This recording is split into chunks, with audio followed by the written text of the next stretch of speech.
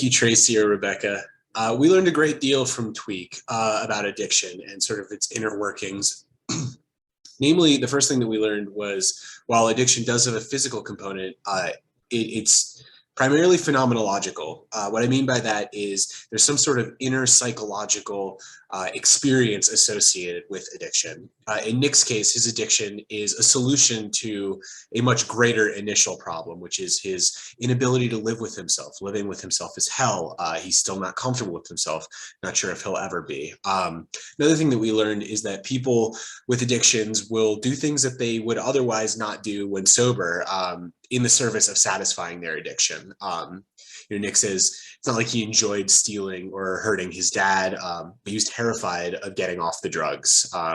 He also questioned, why he was going through this process, a question that he was pretty readily able to answer. It was the crystal meth. It's the most powerful thing in the world. Another thing that we learned is that individuals who are fighting with addiction are often unable to bear the weight of the guilt of what they've done. So they continue to use in a cycle of avoidance so that they don't have to face the consequences of their actions. And, Nick states as much, saying, the more he did things that he was ashamed of, the more he would just use so he wouldn't have to live with himself for doing that. We also learned that withdrawal avoidance is as good as any reason to continue using. There are several times throughout the book where Nick is really hurting. He's curled up on the ground, crying on the floor. And the one thing that he believes that he needs is 1,000 pounds of heroin, and he needs to drown himself in meth. These doubts come up time and again over whether or not he should continue using. But whenever he uses again, those doubts kind of get blotted out in the short term.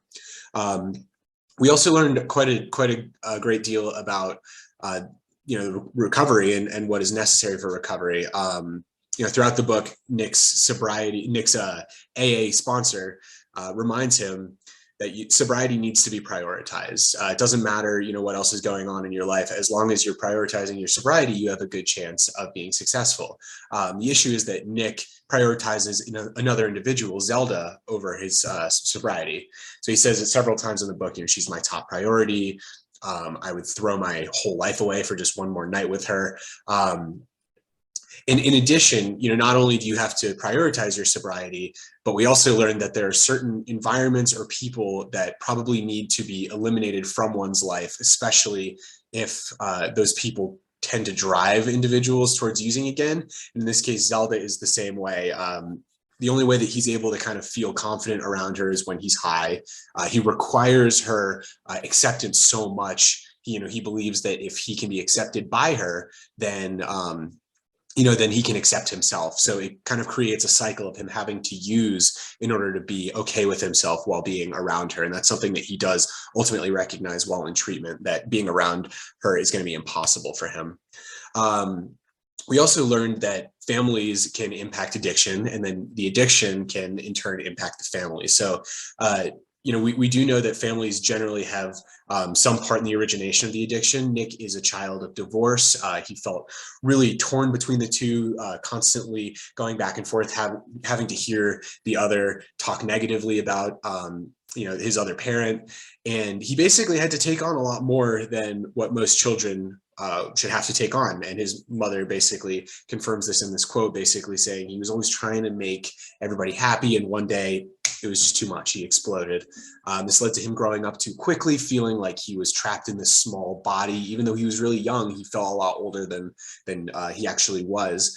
And as a consequence, he started engaging in adult behavior before he probably should have. And this is reflected by him speaking on his dad's relationship with Karen, with their children that have them so protected relative to what he had to face as a child.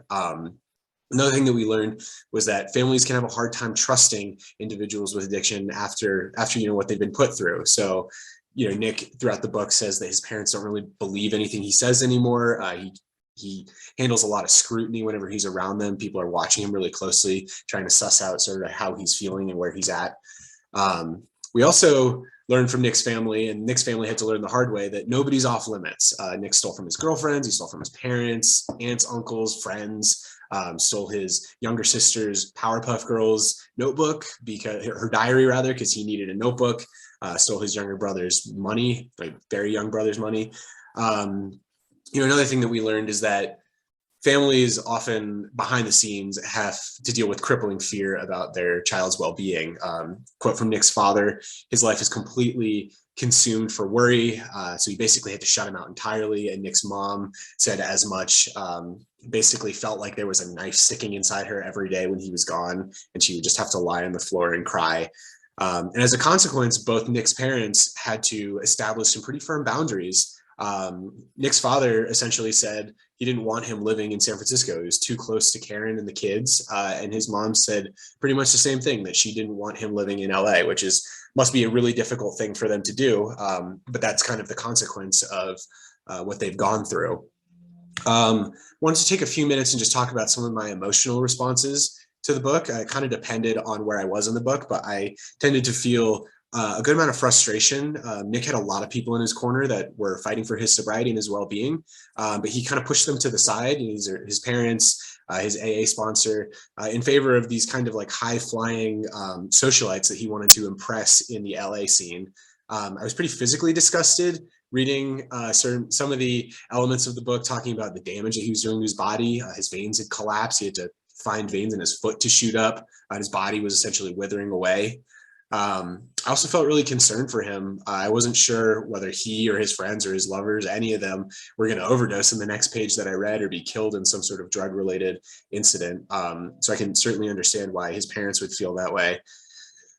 Looking inward, I was pretty grateful that I grew up in a family environment that didn't require me to kind of play both sides like Nick. I can't imagine growing up that quickly and having that kind of responsibility. There was a part of me that was a little bit jealous sometimes of Nick's ability to kind of make these decisions without consideration of others. There's a perverse side that's like, it'd be cool to not have to worry about how other people feel about what I'm doing. And I would say the last emotion that I felt was I was pretty impressed and pretty hopeful for him that he was really making some personal strides at the end of the book. At the Safe Passage Center, he was really embracing some of the therapeutic techniques. And yeah, I really saw some personal growth with him. So I'll kick it back to my team. Thank you.